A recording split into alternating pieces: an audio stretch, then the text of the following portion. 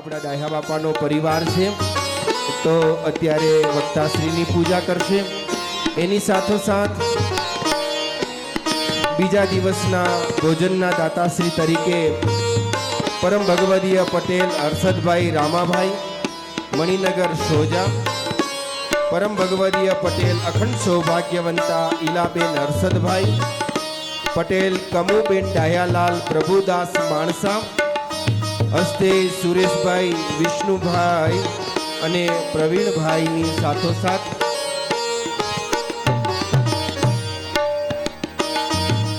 વ્યાસાય વિષ્ણુરૂપાય વ્યાસરૂપાય વિષ્ણવે વ્યાસાય વિષ્ણુરૂપાય વ્યાસરૂપાય વિષ્ણવે નમો વૈ બ્રહ્મનિધયે વાસિષ્ઠાય નમો નમઃ નમો વૈ બ્રહ્મનિધયે વાસિષ્ઠાય નમો નમઃ વ્યાસાય વિષ્ણુરૂપાય વ્યાસરૂપાય વિષ્ણવે. શ્રી ગિરનારી સેવા સમિતિ બાપુનગર દ્વારા આયોજિત શ્રીમદ ભાગવત પંચાહ પારાયણ, જેનો આજે બીજો દિવસ, બીજા દિવસનું બીજું સત્ર, ડાયા બાપાનો સમગ્ર યજમાન પરિવાર, સભામાં ઉપસ્થિત બધા જ ભાવિક ભક્તોને ભાવથી જય સ્વામિનારાયણ, જય સ્વામિનારાયણ. પવિત્ર ગંગા તટને કિનારે સુખદેવજી મહારાજ પરીક્ષિત રાજાને મોક્ષદાયી ભગવાનના મધુર લીલા ચરિત્રોનું રસપાન કરાવે છે. સુખદેવજી મહારાજ કહે છે કે રાજન, દક્ષ પ્રજાપતિ અતિ અભિમાનને વશ થઈ અને ભગવાન સદાશિવનું એને અપમાન કર્યું, તો એ અપમાનના બદલામાં એને બોકડાનું મુખ આવ્યું. અતિશય અભિમાન, અતિશય અહંકાર મનુષ્ય જીવનનો નાશ નોતરે છે. અહંકાર में तीनों गए, राज वैभव और वंश, न मानो तो देख लो रावण कौरव और कंस. જ્યારે માણસ અતિશય અભિમાની બની જાય એટલે એના જીવનનો અંત નક્કી હોય છે. અભિમાન કરવા જેવું આપણી પાસે છે શું? રૂપિયાનું અભિમાન છે. ગર્વ કિયો લંકાપતિ બીચ મેદાન મરાણો. રાવણે અભિમાન કર્યું તો મેદાનની વચ્ચે અમરપટ્ટો લઈને જીવતો રાવણ રાજ પણ પ્રભુ રામના હાથે મરાણો. આપણને આપણી સત્તાનું અભિમાન છે,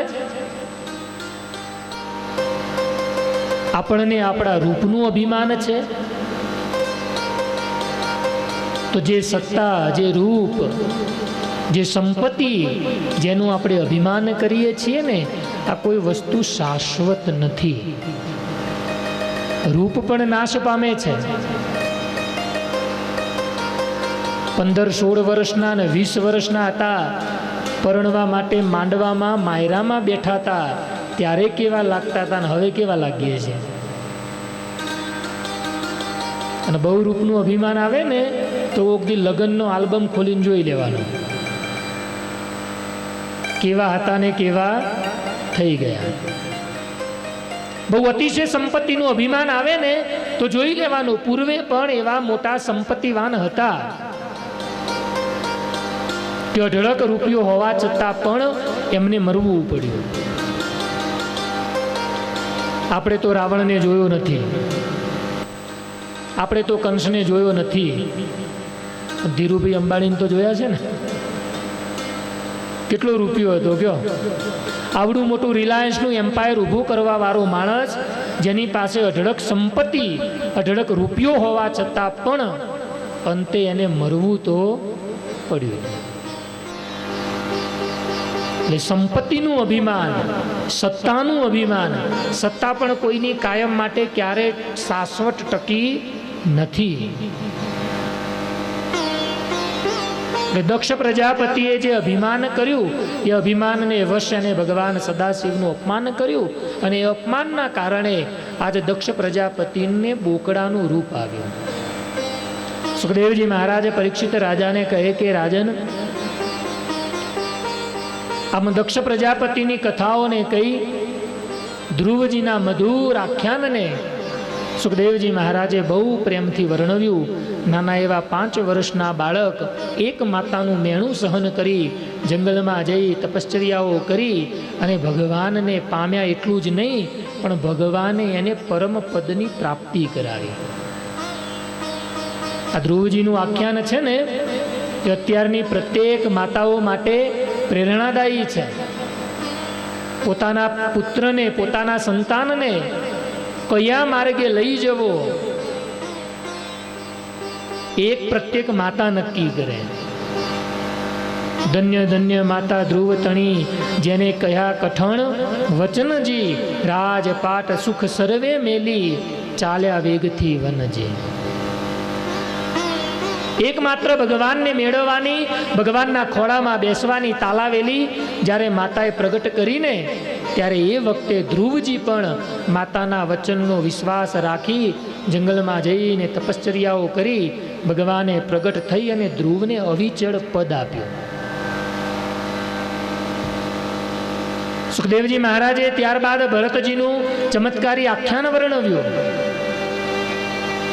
કે આ સંસારનો, જગતનો જીવ છે ને, એ જ્યારે બંધનમાં આવી જાય છે, ત્યારે બંધનમાં આવેલો જીવ એ ગમે એવો સમર્થ હોય, ત્યાગી હોય, યોગી હોય, જોગી હોય કે જતી હોય, અરે સ્વયં ભગવાનનો પુત્ર હોય, તો પણ જગતના બંધનમાં બંધાયેલો એને અંતે ભરતજીની જેમ આ ભવાટવનીમાં ભટકવું પડે છે.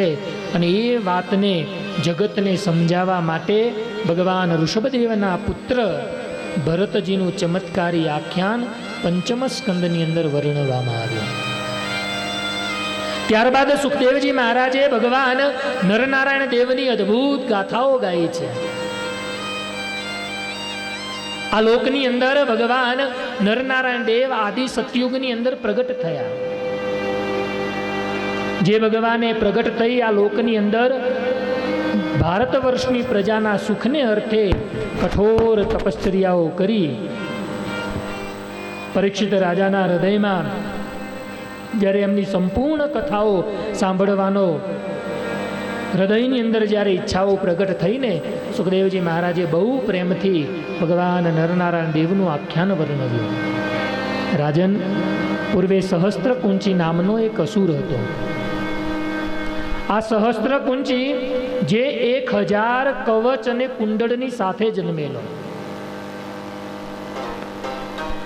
અને સહસ્ત્રકુંચીને એવું વરદાન હતું કે એક કવચ કુંડળ એ જ તોડી શકે કે જેને 36,000 વર્ષ સુધી તપશ્ચર્યા કરેલી હોય.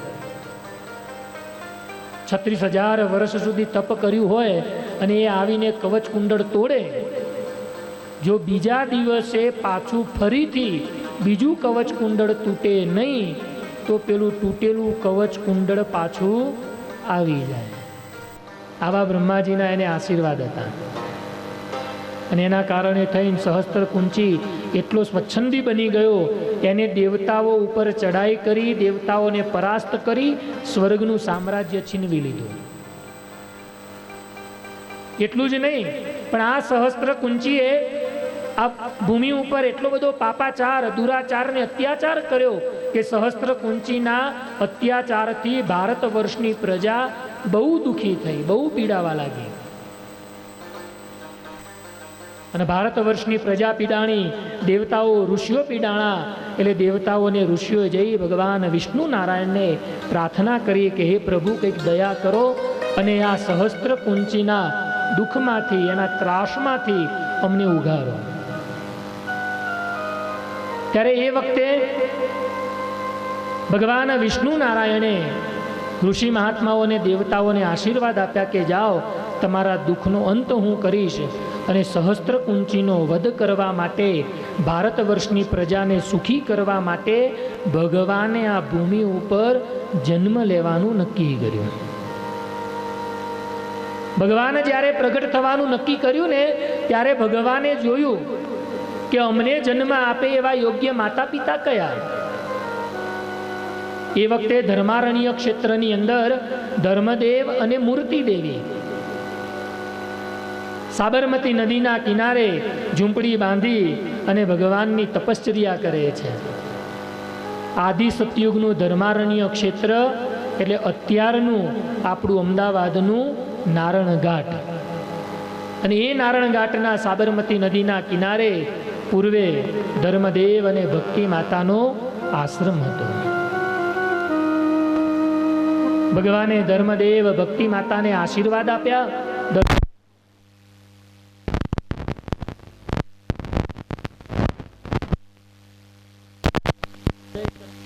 ભારત વર્ષની પ્રજાના સુખ માટે આ લોકની અંદર ધર્મદેવ ભક્તિ માતાને ત્યાં 4 સ્વરૂપે પ્રગટ થયા. નર, નારાયણ, હરિ અને કૃષ્ણ, આમ 4 સ્વરૂપે ભગવાનનો પ્રાદુર્ભાવ થયો.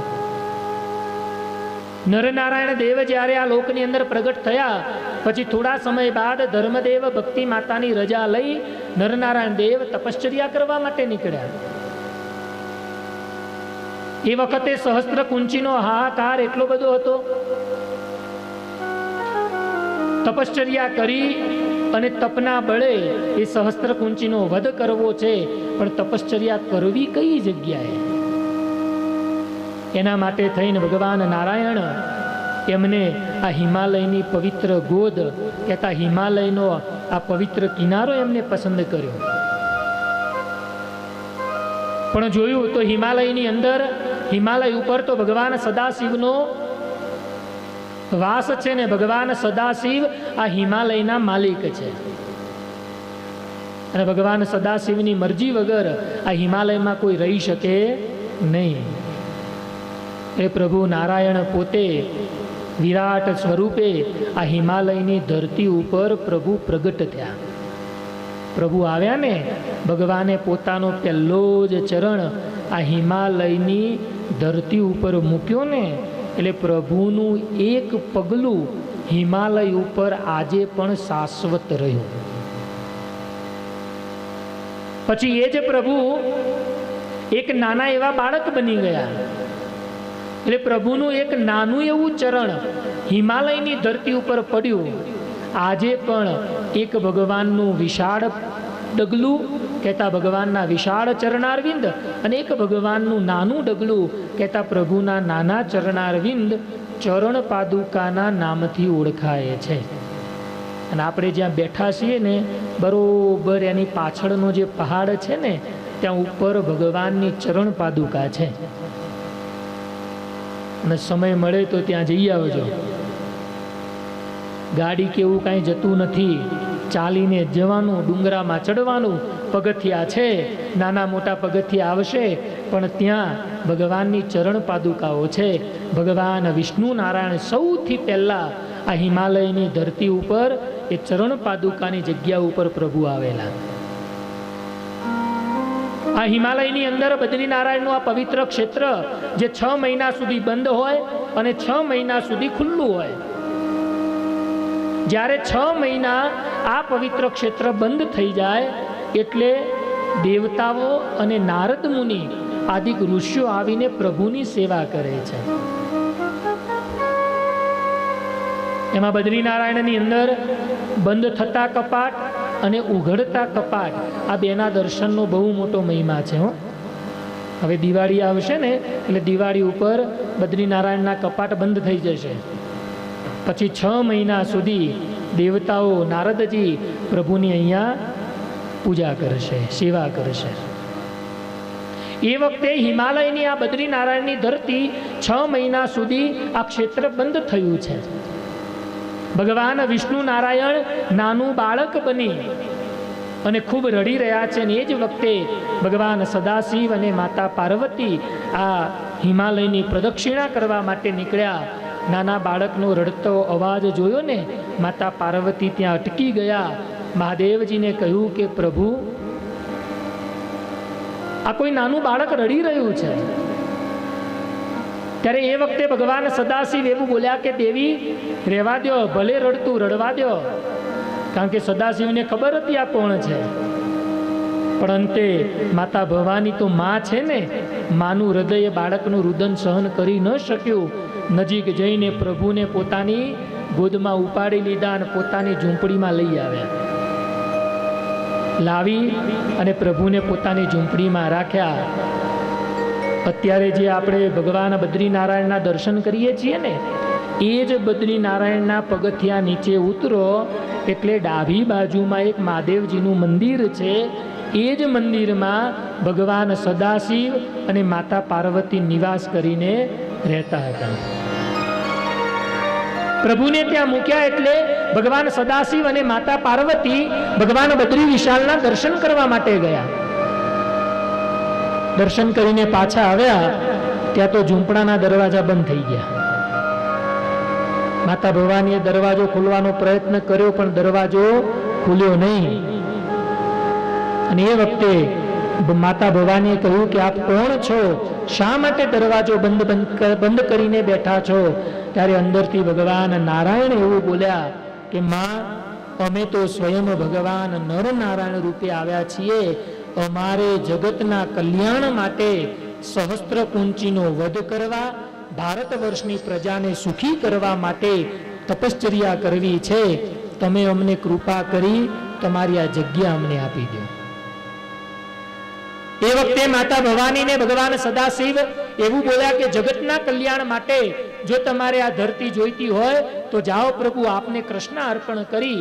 એમ કરીને ભગવાન સદાશિવ અને માતા પાર્વતી બંને કૈલાસ ઉપર જઈને વસ્યા. અને ત્યારથી મહાદેવજી કૈલાસપતિ કહેવાના.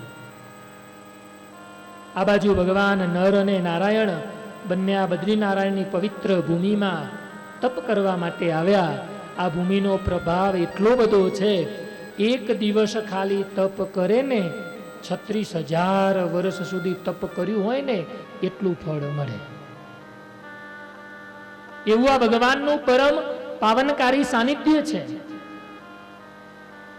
ભગવાન બદ્રી વિશાલ આજે પણ આ ધરતીમાં નિવાસ કરી ભારત વર્ષની પ્રજાના સુખ માટે તપશ્ચર્યાઓ કરે છે. ભગવાન નર અને ભગવાન નારાયણ એમને તપશ્ચર્યાનો આરંભ કર્યો. પહેલા દિવસે ભગવાન નારાયણે તપ કર્યું. તપ કરી અને સહસ્ત્ર કુંચીની સાથે યુદ્ધ કરવા ગયા. આ બાજુ પ્રભુ યુદ્ધ કરવા ગયા, આ બાજુ ભગવાન નરે તપ ચાલુ કર્યું.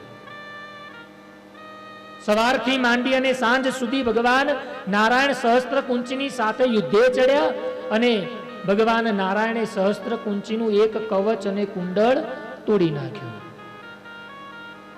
સહસ્ત્ર કુંચીને એમ હતું કે આવતીકાલે આવીને નહીં તોડે તો પાછું આવી જશે. પણ બીજા દિવસે ભગવાન નર યુદ્ધ કરવા ગયા અને સહસ્ત્ર કુંચીનું બીજું કવચ કુંડળ તોડ્યું. એમ એક દિવસ ભગવાન નારાયણ જાય, એક દિવસ ભગવાન નર જાય. અને આમ કરતા કરતા સહસ્ત્ર કુંચીના 999 કવચ કુંડળ તોડી નાખ્યા. સહસ્ત્ર કુંચી ગભરાયો, હવે તો મૃત્યુ નક્કી છે. તરત જ ભગવાન સૂર્યનારાયણ દેવના શરણે ગયો અને સૂર્યનારાયણ દેવને કહ્યું કે દયા કરીને મને શરણે લ્યો. સૂર્યનારાયણ દેવે સહસ્ત્ર કુંચીને પોતાના શરણે લીધો. ભગવાન નર અને નારાયણ સહસ્ત્ર કુંચીને મારવા માટે જ્યારે સૂર્યનારાયણ દેવના રથમાં આવ્યા ને, ત્યારે એ વખતે ભગવાન નરનારાયણ દેવે સૂર્યનારાયણ દેવને કહ્યું કે હે દેવાધિદેવ, આ સહસ્ત્ર કુંચી અસુરને મુક્ત કરો. અમે એનો વધ કરી અને આ ભારત વર્ષની પ્રજાને આ સહસ્ત્ર કુંચીના ત્રાસથી મુક્ત કરીએ. પણ એ વખતે ભગવાન સૂર્યનારાયણ દેવ એમ બોલ્યા કે પ્રભુ, અત્યારે આ સહસ્ત્ર કુંચી મારા શરણે છે ને, એટલે હું એને તમને સોંપીશ નહીં, કહેતા એની રક્ષા કરવી એ મારો પરમ ધર્મ છે. પણ પ્રભુ જાઓ, તમને વચન આપું છું, આ સહસ્ત્ર કુંચીને હું આ લોકમાં મોકલું ને ત્યારે આપ એનો વધ કરજો. એ વાતને વર્ષોના વાણા વાઈ ગયા. સતયુગ ગયો, ત્રેતા ગયો, દ્વાપર યુગ આવ્યો ને ત્યારે એ જ સહસ્ત્ર કુંચી સૂર્યપુત્ર કર્ણ બની અને આ લોકની અંદર પ્રગટ થયો, જે એક કવચ અને કુંડળની સાથે જન્મેલો, જે માતા કુંતાનો પુત્ર છે. અને એ જ ભગવાન નર અને નારાયણ આ લોકની અંદર કૃષ્ણ અને અર્જુન રૂપે અવતાર ધારણ કર્યો. અને મહાભારતનું ભીષણ યુદ્ધ થયું ને ત્યારે ભગવાન કૃષ્ણએ અર્જુનને કહ્યું, અર્જુન ઉતાવળ કર, આ કર્ણને મારી નાખ. જો હવે આ વખતે છટક્યો ને તો ફરીથી હાથમાં આવશે નહીં. અને ઇન્દ્રદેવને મોકલી અને કવચ ને કુંડળ પેલા માગી લીધા અને પછી કર્ણનો વધ કર્યો છે. જે ભગવાન નરનારાયણ દેવ આ ભૂમિ ઉપર અવતાર ધારણ કર્યો, અદ્યપી પર્યંત આજે પણ એ ભગવાન નરનારાયણ દેવ બદ્રિકાશ્રમમાં રહી અને તપશ્ચર્યા કરે છે, ભારત વર્ષની પ્રજાના સુખને અર્થે. ભગવાન નરનારાયણ દેવ જ્યારે તપશ્ચર્યાનો પ્રારંભ કર્યો ને ત્યારે એવી કઠોર તપ, અને એમાંય પાછો બરફ પડતો હોય, ઠંડુ વાતાવરણ. એટલે એ વખતે માતા લક્ષ્મીને મનમાં વિચાર થયો કે પ્રભુ આવી કઠોર તપશ્ચર્યા કરે, એમના માથે આવો બરફ પડે, પ્રભુને દુઃખ થાય. એટલે પ્રભુની રક્ષા કરવા માટે અને પ્રભુના તપમાં ભંગ ન થાય એના માટે લક્ષ્મીજી પોતે બોરડીના રૂપે પ્રગટ થયા. પ્રભુ જ્યાં તપ કરે છે એ પ્રભુના ઉપર જ બોરડીની છત્ર છાયા કરી અને માતા લક્ષ્મીજી ત્યાં જ્યાં સુધી નરનારાયણ દેવ તપ કરે ને ત્યાં સુધી રહ્યા. હજુ પણ લક્ષ્મીજી બોરડીના રૂપે બદ્રિકાશ્રમમાં ભગવાન નરનારાયણ દેવની છત્ર છાયા બની અને લક્ષ્મીજી ભગવાન નરનારાયણ દેવની સાથે તપ કરે છે. પ્રભુ નરનારાયણ દેવ તપમાંથી જાગ્યા ને લક્ષ્મીજીને બોરડીના રૂપે જોયા. પ્રભુ બહુ પ્રસન્ન થયા. એટલે ભગવાન નરનારાયણ દેવે લક્ષ્મીજીને આશીર્વાદ આપીને કહ્યું કે દેવી, અમારા તપમાં તમારો પણ ભાગ છે ને, એટલે હવેથી આ જગ્યાને હિમાલયની અંદર જગતના લોકો બદ્રીના નાથ કહેતા બદ્રીનાથ તરીકે ઓળખશે. બદ્રી એટલે બોરડી, બોરડીનો નાથ એટલે ભગવાન નારાયણ, લક્ષ્મીજીના નાથ એટલે ભગવાન નારાયણ. સ્વયં ભગવાન નારાયણે આ બદ્રી નારાયણનો ખૂબ મહિમા ગાયો છે. ભગવાને સહસ્ત્ર કુંચીને મારવા માટે બદ્રી નારાયણમાં તપ કર્યું અને એ જ ભગવાન અત્યારે પણ બદ્રિકાશ્રમમાં રહી મનુષ્ય દેહે આજે પણ ભારત વર્ષની પ્રજાના સુખ માટે તપ કરે છે. બદ્રિકાશ્રમ એટલે તમે સતોપંથથી આગળ જાઓ ને એટલે પથરાળ નદી આવે અને પથરાળ નદીને પાર કરો, માનસરોવરથી જમણી બાજુમાં બદ્રિકાશ્રમ નામનું એક પવિત્ર ધામ છે, જે ધામમાં આજે પણ ભગવાન નરનારાયણ દેવ તપ કરે છે. એટલું નહીં, ત્યાં અત્યારે કોઈ જઈ ન શકે હો, છતાં દેહે તો કોઈની તાકાત નથી કે બદ્રિકાશ્રમ જઈ શકે. પણ ભગવાન નર અને નારાયણે સહસ્ત્ર કુંચીને મારવા માટે જે જગ્યા ઉપર તપશ્ચર્યા કરી એ આ પવિત્ર બદ્રીનારાયણની ભૂમિ છે. તમે બધા લગભગ મંદિરની અંદર દર્શન કર્યા હશે. મહાદેવજીનું બાજુમાં મંદિર છે, ત્યાંય દર્શન કર્યા હશે. આદિ સતયુગની અંદર આ મંદિરનો વિશાળ વૈભવ હતો. આપણા ભારત વર્ષના હિન્દુ સનાતન સંસ્કૃતિના મંદિરો વિશાળ વૈભવથી ભરેલા છે, પણ અમુક અસુરાંત વૃત્તિના માણસોએ ક્યારેક ક્યારેક આપણા હિન્દુ મંદિરો ઉપર પ્રહારો કર્યા છે. એમાં ક્યારેક સોમનાથ ઉપર પણ પ્રહારો થયા છે, ક્યારેક ભગવાન રામની જન્મભૂમિ ઉપર કે ભગવાન કૃષ્ણની જન્મભૂમિ ઉપર પણ પ્રહારો થયેલા છે. એ જ વખતે જ્યારે આ અસુરોનો એટલો બધો ત્રાસ, ભગવાનના મંદિરો ઉપર પ્રહારો કરવામાં આવતા, ભગવાનના મંદિરોને તોડવામાં આવતા, ત્યારે બદ્રી નારાયણની અંદર રહેલી ભગવાન નર અને નારાયણની મૂર્તિ, ભગવાન બદ્રી વિશાલની મૂર્તિને અસુરોથી બચાવવા માટે એ સમયના પૂજારીઓએ મૂર્તિઓને લઈ અને અલકનંદા નદીમાં સંતાડી દીધી. નદીની મંદિરની બાજુમાં જે નદી વહે છે ને, બસ એ નદીની અંદર જ મૂર્તિઓને સંતાડી દીધી, ડૂબાડી દીધી. જ્યારે આદિ શંકરાચાર્યજી મહારાજ આ ભારત વર્ષની પરિક્રમા કરતા કરતા બદ્રીનારાયણ પહોંચ્યા, ત્યારે એમને સમાચાર મળ્યા કે અહીંયા ભગવાન બદ્રી વિશાલની મૂર્તિ, ભગવાન નરનારાયણ દેવની મૂર્તિઓ હતી, પણ અસુરોના ત્રાસથી બચાવવા માટે એ ભગવાનના સ્વરૂપોને જળ સમાધિ કરાવેલી છે. અને એ વખતે રાત્રિના સમયે શંકરાચાર્યજી મહારાજ સૂતા છે, સ્વપ્ન આવ્યું અને સવારે શંકરાચાર્યજી મહારાજ જાગ્યા ને, સીધા જ જાગતાની સાથે જ શંકરાચાર્યજી મહારાજે અલકનંદા નદીમાં કૂદકો માર્યો. અને જેવો કૂદકો માર્યો ને, ત્યાં તો ત્યાંના પૂજારીઓ, રહેવાસીઓ, એમને થયું કે શંકરાચાર્યજી મહારાજ હવે ગયા, આ પાણીના પ્રવાહમાં પાછા આવશે નહીં.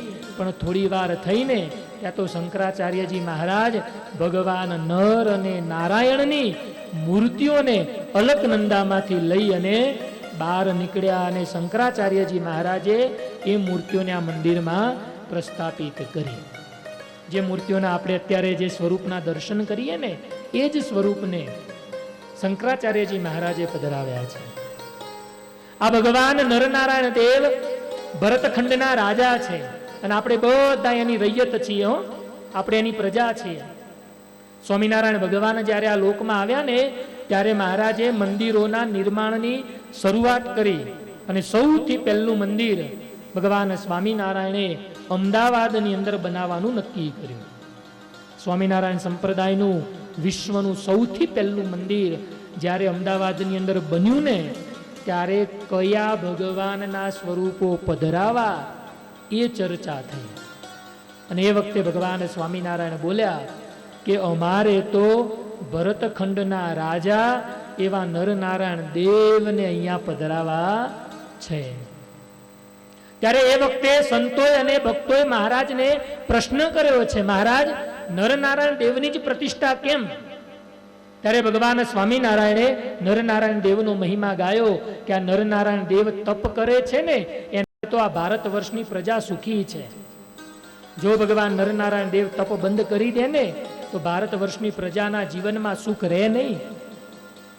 એટલું જ નહીં, પણ ભગવાન કૃષ્ણએ પણ આ નરનારાયણ દેવને પધરાવવાનો સંકલ્પ કરેલો, પણ પછી તો યાદવા સ્થળી થઈ, એટલે ભગવાન કૃષ્ણ લોકમાંથી ચાલ્યા ગયા, અને ભગવાન કૃષ્ણએ બનાવેલી નર અને નારાયણની મૂર્તિઓને પ્રભુએ રાજસ્થાનના ડુંગરપુર વિસ્તારમાં જમીનની અંદર ખાડો કરીને દાટી દીધી.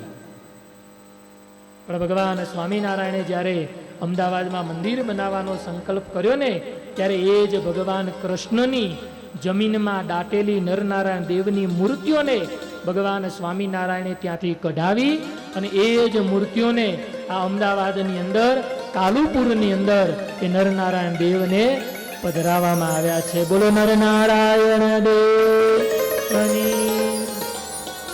આ ભગવાન નરનારાયણ દેવ, એનો ઇતિહાસ, એની કથાઓ બહુ મધુર છે. અમદાવાદની અંદર જે નરનારાયણ દેવ સ્વામિનારાયણ ભગવાને પધરાવ્યા છે ને, એ સ્વરૂપોને ભગવાન કૃષ્ણએ જાતે સાથે રહી, જોડે રહી અને બનાવેલા છે. એ જ સ્વરૂપોને ભગવાન સ્વામિનારાયણે પધરાવ્યા છે. એટલે નરનારાયણ દેવ આ ભરતખંડના મુખ્ય ઉપાસક ઈષ્ટદેવ છે. કોઈ પણ દેવી દેવતાને માનતો હોય, કોઈ પણ ભગવાનને માનતો હોય, પણ બધાયનો મુખ્ય ઉપાસક ભગવાન એટલે નરનારાયણ દેવ છે. આ ભરતખંડનું સામ્રાજ્ય એ ભગવાન નરનારાયણ દેવનું છે. અને એવા નરનારાયણ દેવ આજે પણ આ જગતના જીવોના સુખને અર્થે આ ભારત વર્ષની પ્રજા ઉપર પોતાની અમી દ્રષ્ટિ કાયમ માટે રાખે છે. અમી ભરેલી નજરે રાખો નર નારાયણ દેવ રે. દર્શન આપો દુઃખ આપો નર નારાયણ દેવ રે. અમી ભરેલી નજરો રાખો.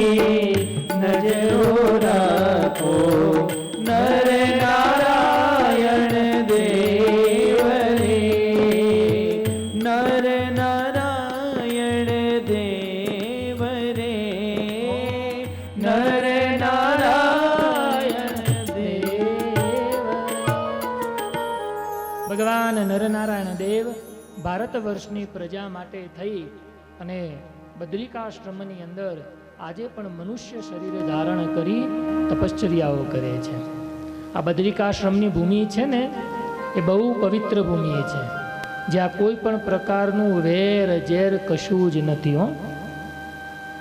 જે બદ્રિકાશ્રમની ભૂમિ ઉપર કૂતરો અને બિલાડી ભેગા રમે છે, જ્યાં સિંહ અને કૂતરો ભેગા રમે છે, કોઈ પ્રકારની હિંસક વૃત્તિ નથી, રાગ દ્વેષ કોઈ પણ પ્રકારનો ભાવ નથી, એવું આ પવિત્ર બદ્રિકાશ્રમની ભૂમિ છે.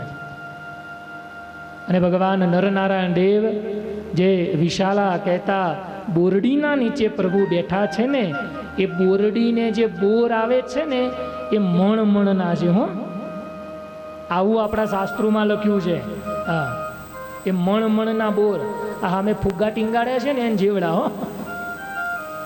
એટલે આ જેને પણ આ બોરડીનું ડિઝાઇન બનાવીને ફુગ્ગા લટકાવ્યા, બરોબર સમજી વિચારીને જ લટકાયા છે. બોરડીના બોર મણના છે. લ્યો, સુખદેવજી મહારાજ પરીક્ષિત રાજાને કહે કે રાજન, ભગવાન આ લોકની અંદર જન્મ ધારણ કરી અને પોતાના ભક્તોને કાયમ પ્રભુ સુખિયા કરે છે. છઠ્ઠા સ્કંદની અંદર અજામેલની સુંદર કથાઓ વર્ણવી.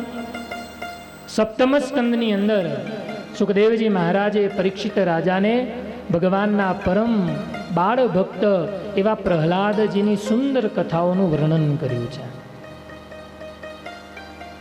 સુખદેવજી મહારાજ પરીક્ષિત રાજાને કહે છે કે રાજન, ભગવાન આ લોકની અંદર પ્રગટ થઈને ભક્તોની પડે પડે રક્ષા કરે છે.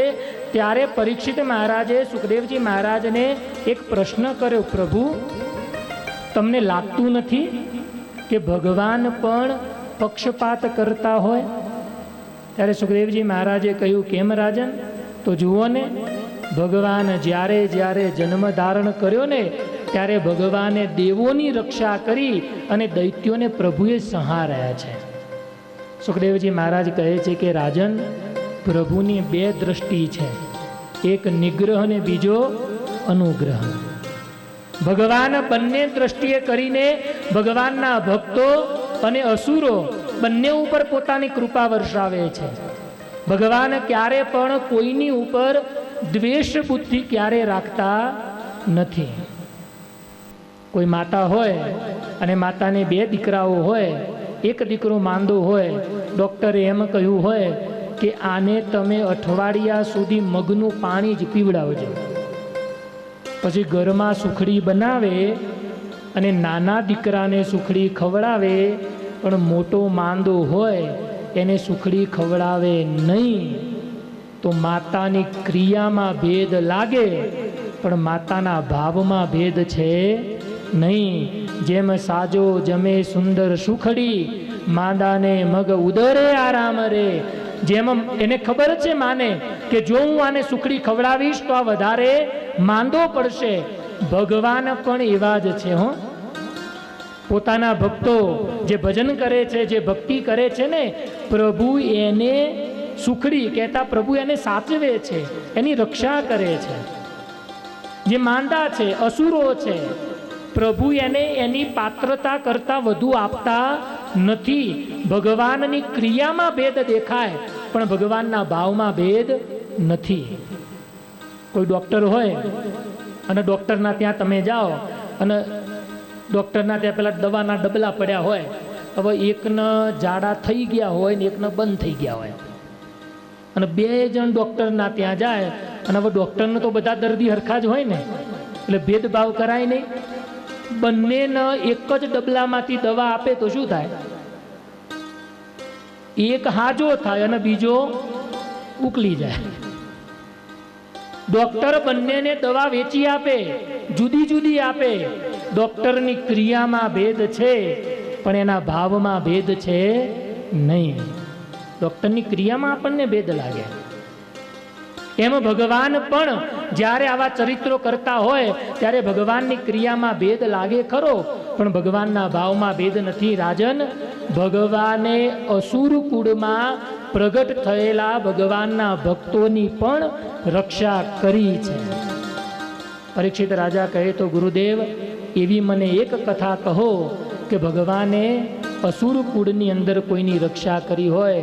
ત્યારે સુખદેવજી મહારાજ કહે કે રાજન, ભગવાનના જય અને વિજય નામના બે પાર્ષદો હતા. એમને સનકાદિક ઋષિઓનો શ્રાપ થયો. એના કારણે બંને જણ આ પૃથ્વી ઉપર અસુર બનીને પ્રગટ થયા, હિરણાક્ષ અને હિરણ્યકશિપુ. એમાં હિરણાક્ષનો વધ કરવા માટે ભગવાન વરાહ રૂપે આ લોકની અંદર આવ્યા અને હિરણ્યકશિપુને મારવા માટે પ્રભુ આ લોકની અંદર નરસિંહ રૂપે પ્રગટ થયા. આ હિરણાક્ષ હતો ને, એને બ્રહ્માજીની તપશ્ચર્યા કરવાનું નક્કી કર્યું. એની પત્ની કયાધુ જે નાગલોકની છે, નાગકન્યા છે, એને જઈને કહ્યું કે હું જંગલમાં તપ કરવા માટે જાઉં છું, બ્રહ્માજી પ્રસન્ન થાય એટલે અમરતત્વ લઈને હું આવીશ. કયાધુ બહુ રાજી થયા. હિરણ્યકશિપુ જંગલમાં તપ કરવા ગયો ને, એમાં દેવતાઓના ગુરુ બૃહસ્પતિ પોપટનું રૂપ લઈને ત્યાં આવ્યા અને હિરણ્યકશિપુએ તપનો પ્રારંભ કર્યો. ત્યાં પેલા પોપટે નારાયણ નારાયણ નામનો ઉચ્ચાર કર્યો. એટલે હિરણ્યકશિપુને એમ થયું કે લ્યો, આ તો પહેલો જ દિવસ અને પહેલા જ દિવસે અપશુકન થયા, એટલે વરઘોડો ઘેર આવ્યો. કયાદુએ હિરણ્યકશિપુને જોયો ને, એટલે કયાદુના મનમાં વિચાર થયો કે જીવનમાં પકડ્યું કોઈ દિવસ મૂકે નહીં એવો આજે એક જ દિવસમાં પાછો આવ્યો. કયાદુએ પૂછ્યું કે પતિદેવ, આ તમારા એક દિવસના તપમાં બ્રહ્માજી પ્રસન્ન થઈ ગયા? તો કે ના, મને અપશુકન થયા ને એટલે પાછો આવ્યો. શેના અપશુકન? તો કે હું જ્યારે તપ કરવા ગયો ને ત્યારે એક પોપટ નારાયણ નારાયણ નામનું રટન કરતો હતો, અને એ વખતે કયાદુને એમ થયું આ પાપિયાના મુખમાં પ્રભુનું નામ લાવ, લોઢું ગરમ છે ને તો બે ગા મારી લઉં, હવે આને ભગવાનનું નામ લેવડાવી રહું. કયાદુએ મોકો ઝડપી લીધો. કયાદુ કે પ્રભુ તમે કયો વાત સાચી, પણ મને નહીં લાગતું કે પોપટ બોલે. હિરણ્યકશિપુ કે હા દેવી બોલતો તો. શું બોલતો તો? નારાયણ નારાયણ બોલતો તો. જમવાનો સમય થયો, હિરણ્યકશિપુ જમવા બેઠો. કયાદુ બાજુમાં વીંજણો લઈને પવન નાખતા નાખતા બોલી, પ્રભુ હજુ તો મને ગળામાં વાત ઉતરતી જ નથી કે પોપટ કોઈ દી બોલે જ નહીં. હિરણ્યકશિપુ કે દેવી બોલતો તો. કયાદુ કે શું બોલતો તો? હિરણ્યકશિપુ કે નારાયણ નારાયણ બોલતો તો. અને એમ કરતા કરતા કયાદુએ હિરણ્યકશિપુના મોઢે 108 વાર નારાયણ નારાયણ નામ લેવડાવ્યું. અને પછી કયાદુ એકદમ સ્વસ્થ બન્યા. દુનિયામાં કોઈની તાકાત નથી હવે આનો વાળ વાંકો કરી શકે. જેના મુખમાં પ્રભુનું નામ હોય ને, દુનિયામાં કોઈની તાકાત નથી એનો વાળ વાંકો કરી શકે. પછી તો બીજા દી તપ કરવા ગયો. હિરણ્યકશિપુએ તપશ્ચર્યાનો પ્રારંભ કર્યો. આ બાજુ ઇન્દ્ર, કયાદુ ગર્ભવતી હતા, એને ઉપાડીને લઈને જાય છે. નારદજીએ કહ્યું કે ઇન્દ્ર આ તું શું કરે છે? ગુરુદેવ, આના ગર્ભની અંદર જે બાળક પોસાય છે એ અસુર છે. અને દુનિયાનો નિયમ છે રોગ અને શત્રુ બંને વધતા જ એને મૂળમાંથી કાપી નાખવા. આ હિરણ્યકશિપુનો દીકરો પ્રગટ થશે ને, એ પણ મોટો અસુર થશે. જન્મતાની સાથે એને મારી નાખો. નારદજી કહે કે મૂર્ખ, એક સ્ત્રીની હત્યા કરવી, નિર્દોષ ગર્ભની હત્યા કરવી એ તો બહુ મોટું પાપ છે. એના મારા આશ્રમે મૂકી જા. કયાદુને નારદજીના આશ્રમે રાખ્યા. નારદજી રોજ નિત્ય પ્રત્યે ભગવાનની વાતો કરે. કયાદુ બેઠા બેઠા પ્રભુની વાતોને સાંભળે. ગર્ભમાં રહેલો પેલો બાળક પણ નારદજી થકી થતી ભગવાનની વાતો, ભજન, ભક્તિ, સત્સંગ, 24 કલાક નારાયણ નારાયણ નામનું રટન આ પેલું ગર્ભમાં રહેલું બાળક સાંભળે.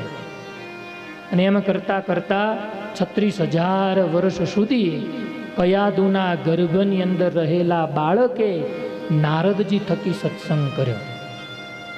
હવે 36,000 વર્ષ સુધી સત્સંગ થયો હોય એ કેવો સત્સંગનો મોટો ભગત થાય. અને પછી તો કયાદુ પોતાના મહેલે આવ્યા.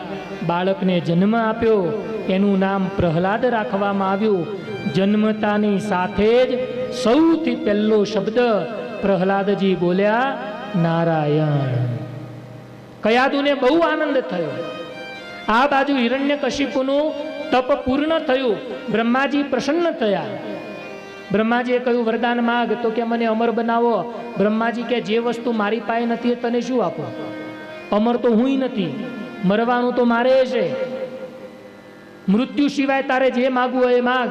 ત્યારે હિરણ્યકશિપુએ માગ્યું, દિવસે ન મરું, રાત્રે ન મરું, ઘરમાં ન મરું, બહાર ન મરું, આકાશમાં ન મરું, પૃથ્વી ઉપર ન મરું, વાયુમાં નહીં, જળમાં નહીં, તેજમાં નહીં, મનુષ્યથી નહીં, અસુરથી નહીં, દેવથી નહીં, દાનવથી નહીં, પશુથી નહીં, શસ્ત્ર અસ્ત્રથી નહીં, સજીવથી નહીં, નિર્જીવથી નહીં, કોઈ પણ તત્વથી હું મરું નહીં એવું મને વરદાન આપો. બ્રહ્માજી કહે કે જા, બધું જ તને આપ્યું. અને હિરણ્યકશિપુ એવા એવા વરદાનો માગી લીધા. બ્રહ્માજી આશીર્વાદ આપીને ગયા. હિરણ્યકશિપુ સ્વચ્છંદી બન્યો. દેવતાઓ ઉપર ચડાઈ કરી, સ્વર્ગનું સામ્રાજ્ય લઈ લીધું. આખાએ પોતાના રાજ્યમાં નહીં પણ ભારત વર્ષની ભૂમિ ઉપર એને એલાન કર્યું, હવેથી તમે યજ્ઞ કરો તો આહુતિ હિરણ્યકશિપુના નામની આપજો. માળા કરો, હિરણ્યકશિપુના નામની કરજો. ઘરમાં પૂજા કરો, હિરણ્યકશિપુના નામની કરજો. આવું હિરણ્યકશિપુએ એલાન કર્યું. આ ભૂમિનો ભગવાન હિરણ્યકશિપુ છે એ વાતને બધા દ્રઢ કરીને રાખજો. અને હિરણ્યકશિપુના ભયથી યજ્ઞો બંધ થયા, તપ જપ વ્રત બંધ થયા. ભારત વર્ષની પ્રજા બહુ દુઃખી થઈ. એ વખતે હિરણ્યકશિપુ આખી ધરતી ઉપર હાહાકાર મચાવતો મચાવતો પોતાને ઘેર આવ્યો. ઘેર આવ્યો ને ત્યારે હિરણ્યકશિપુનો દીકરો પ્રહલાદ 5 વર્ષનો છે.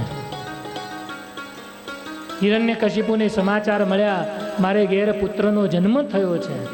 અને એ વખતે હિરણ્યકશિપુને થયું, લાવ મારા પુત્રને હું મળી લઉં.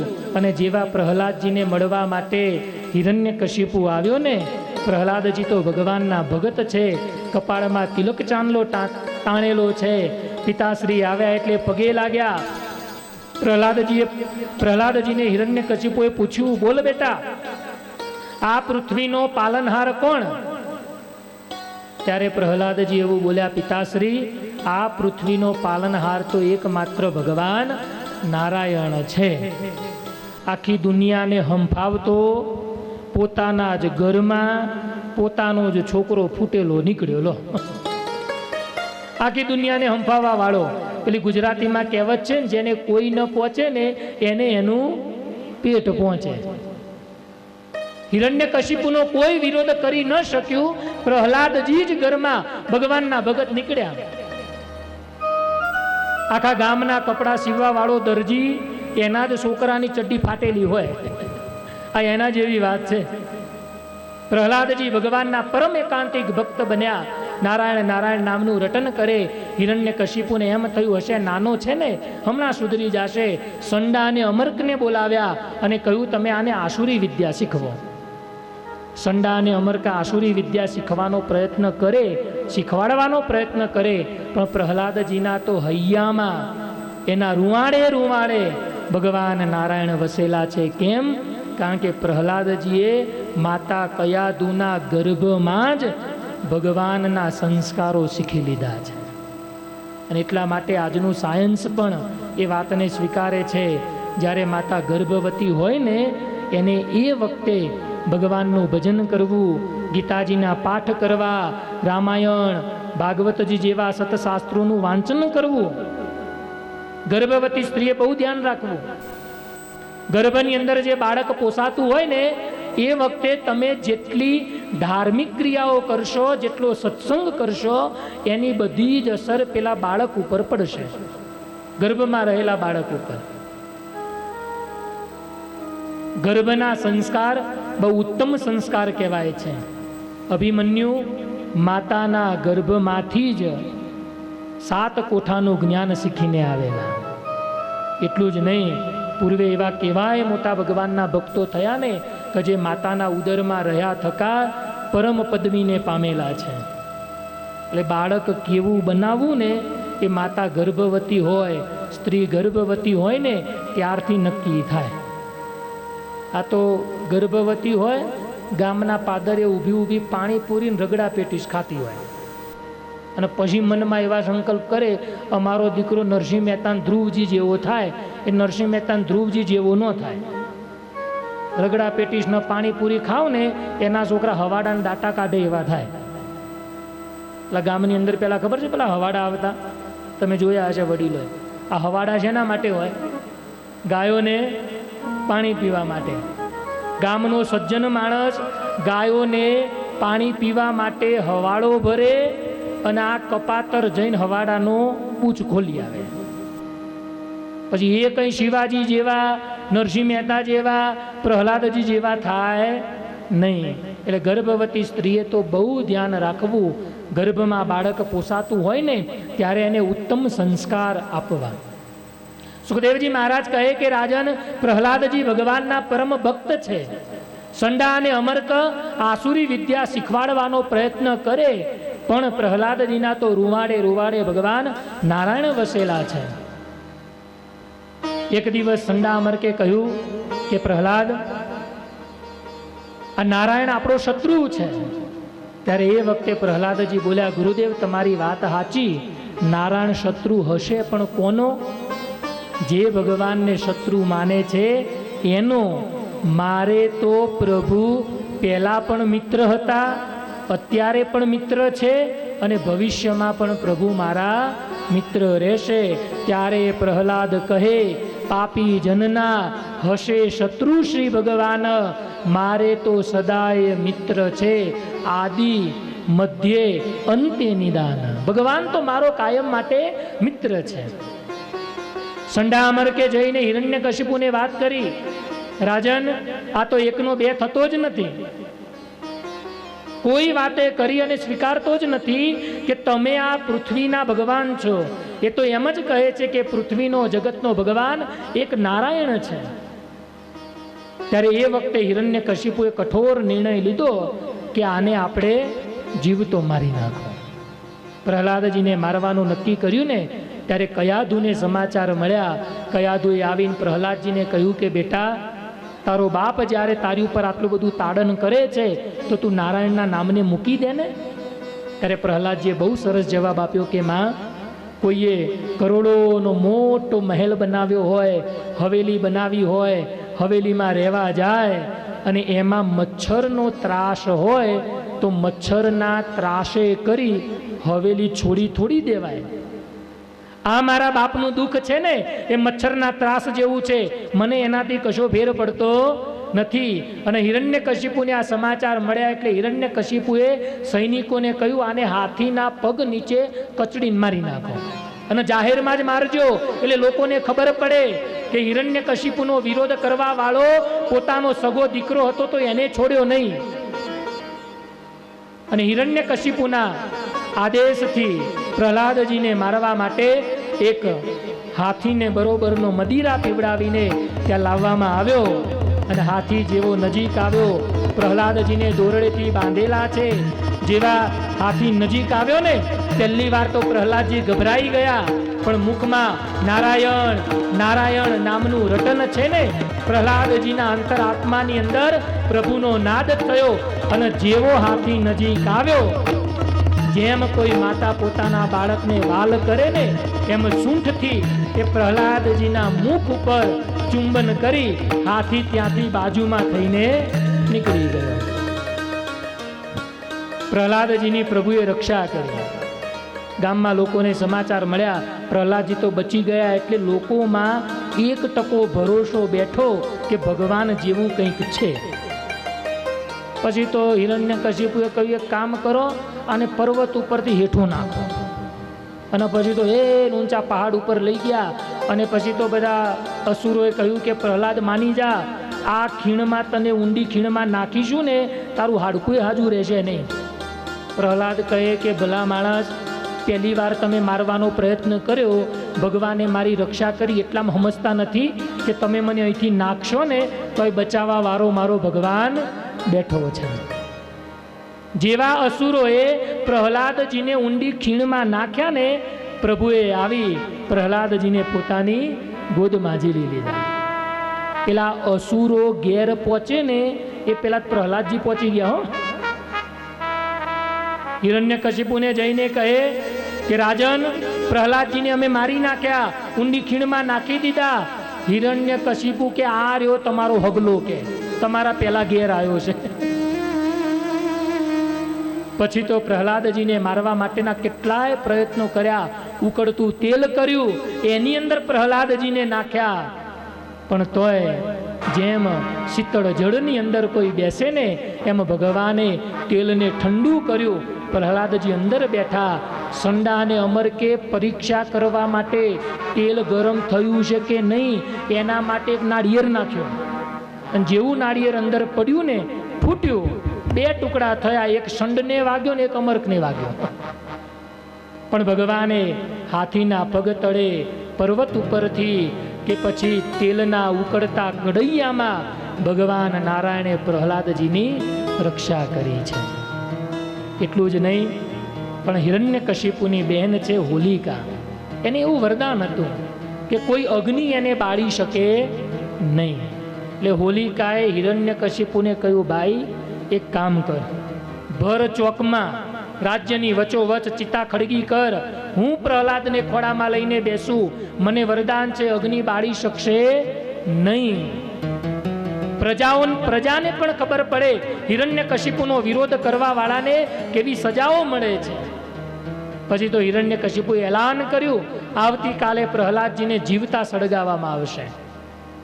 અને પછી તો ગામના ચોરે રાજ્યના વચોવચ એક મોટી ચિતા ખડગવામાં આવી, ઢોલ નગારા વાળા બોલાવવામાં આવ્યા, તીક્ષ્ણ ભાલાધારી સૈનિકો ઊભા રાખ્યા, ક્યાંક પ્રહલાદ કૂદીને બહાર ન આવે એના માટે. પણ આ બાજુ હોલિકા પ્રહલાદનો હાથ પકડીને આવી, ખડખડાટ હાસ્ય કરતી જાય.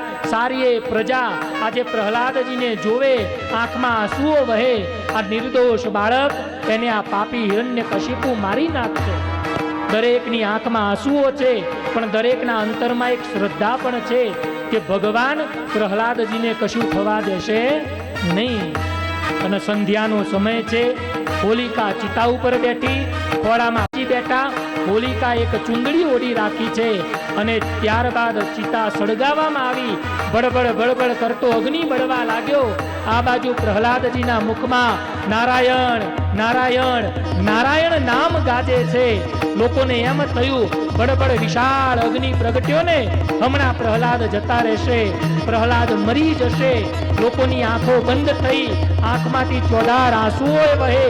એવામાં પ્રભુએ કૃપા કરીને એ હોલિકાની ઓઢેલી ચુંદડી એક પવનના વેગથી ઉલરીને સીધી જ પ્રહલાદજી ઉપર, અને હવે હોલિકા બળવા લાગી. બચાવ બચાવની બૂમો પાડે. પણ સૈનિકોને એમ થયું આ તો પ્રહલાદ છે. જેવી બહાર નીકળવા ગઈ ને, તીક્ષ્ણ ભાલાથી ધક્કો મારીને અગ્નિની અંદર ધકેલી દીધી. ઢોલ નગારાના અવાજ હતા ને, કોઈને ખબર ન પડી કે કોણ બળી ગયું ને કોણ મરી ગયું. આખી રાત ચિતા બળબડ સળગતી રહી. સવાર પડ્યું, ચિતા શાંત થઈ. જેવી ચિતા શાંત થઈ ને, લોકોને એમ થયું આ પ્રહલાદજી બળીને ભસ્મ થઈ ગયા. સારી પ્રજા સવારના પોરમાં ભેગી મળી.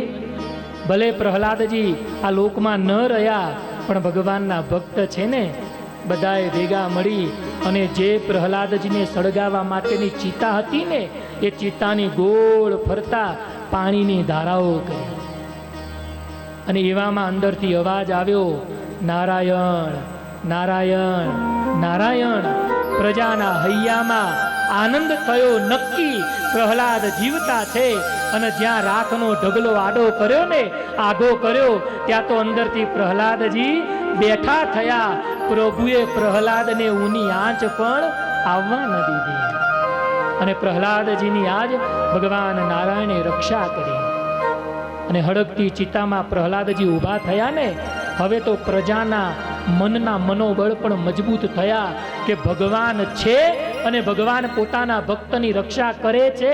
એટલે હવે તો ઘરોઘર ભગવાનનું ભજન પણ થવા માંડ્યું.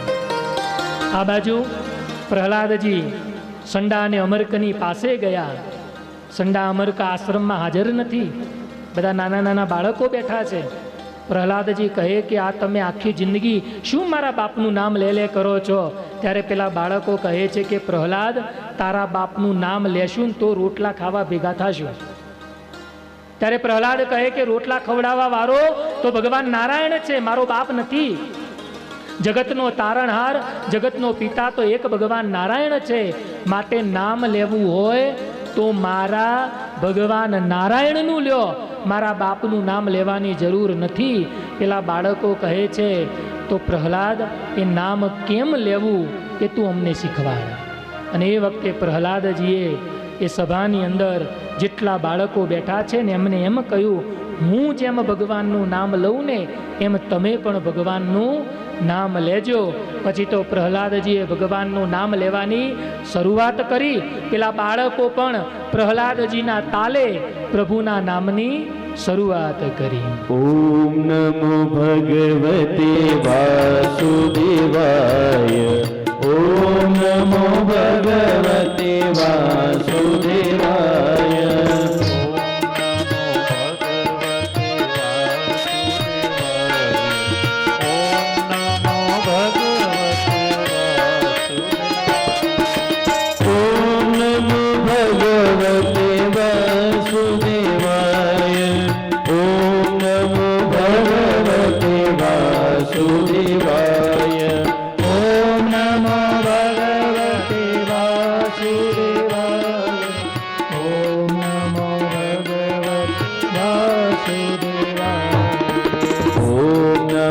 ભગવતે વાસુદેવાય.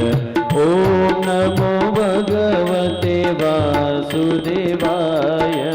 ઓમ નમો ભગવતે વાસુદેવાય. ઓમ નમો ભગવતે વાસુદેવાય. ઓમ નમો ભગવતે વાસુદેવાય. વાસુદેવાય નમો ભગવતે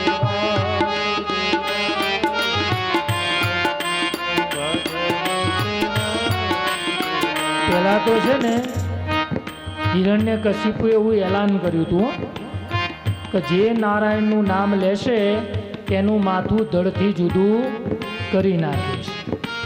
એટલે એના ભયથી કોઈ નારાયણનું નામ લેતા નહોતા.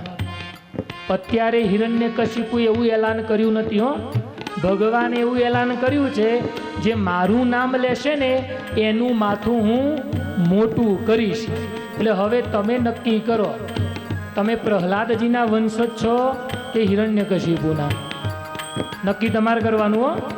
પ્રહલાદજીના વંશજ હોય તો બે હાથથી તાલી પાડી ભગવાનનું નામ લ્યો, અને હિરણ્યકશિપુના વંશજ હોય તો અમારે તમને કાંઈ કહેવું નથી. બરાબર? એ નક્કી હવે તમારે કરવાનું હો.